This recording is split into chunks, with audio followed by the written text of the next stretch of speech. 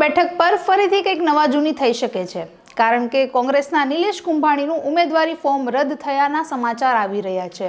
સાથે જ તેમના ડમી ઉમેદવારનું પણ ફોર્મ રદ થઈ શકે તેવી વાતો ચાલી રહી છે.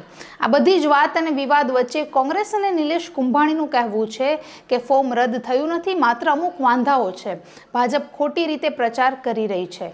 નમસ્કાર, આપની સાથે હું છું જાનવી.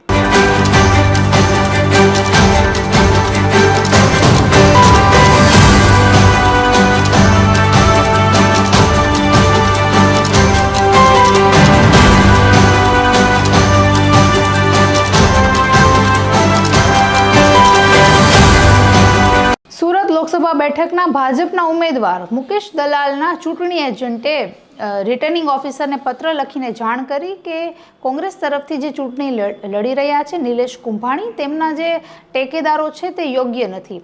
આ બાબતે નિલેશ કુંભાણી પાસેથી સ્પષ્ટતા જોઈએ છે.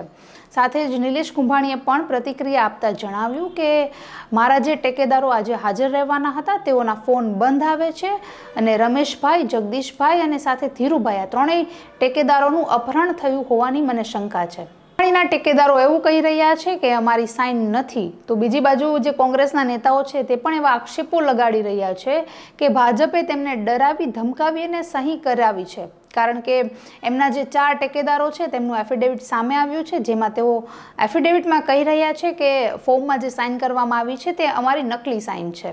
વાત અને વિવાદનો અંત આવી ગયો છે અને નિર્ણય એવો આવ્યો છે કે સુરત લોકસભા બેઠક પરથી નિલેશ કુંભાણી ચૂંટણી નહીં લડી શકે. તેમનું જે ઉમેદવારી ફોર્મ છે તે રદ કરવામાં આવ્યું છે અને સાથે જ તેમના જે ડમી ઉમેદવાર તરીકે જેઓએ ફોર્મ ભર્યું હતું તેમનું પણ ફોર્મ રદ કરવામાં આવ્યું છે. હવે આખી જે ઘટના છે તેને લોકો અલગ અલગ એંગલ આપી રહ્યા છે.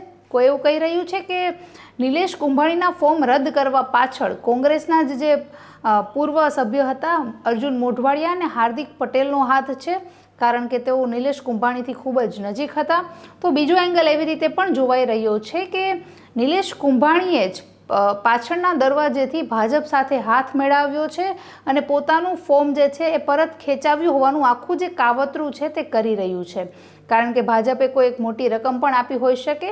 પણ હવે આ બધી જ જે ઘટનાઓ છે, આખો જે ઘટનાક્રમ સામે આવ્યો છે તેમાં કોઈ પણ પ્રકારનું ફૂલ સ્ટોપ લગાવવું યોગ્ય નહીં રહે, કારણ કે આ બધી જ અટકળો છે. હવે જે સાચી ઘટના છે એ અત્યારે હાલ ખબર નથી, પણ કોંગ્રેસે અને નિલેશ કુંભાણીએ હાઈકોર્ટના દ્વાર ખખડાવ્યા હોવાની પણ માહિતી જે છે તે સૂત્રો પાસેથી મળી રહી છે.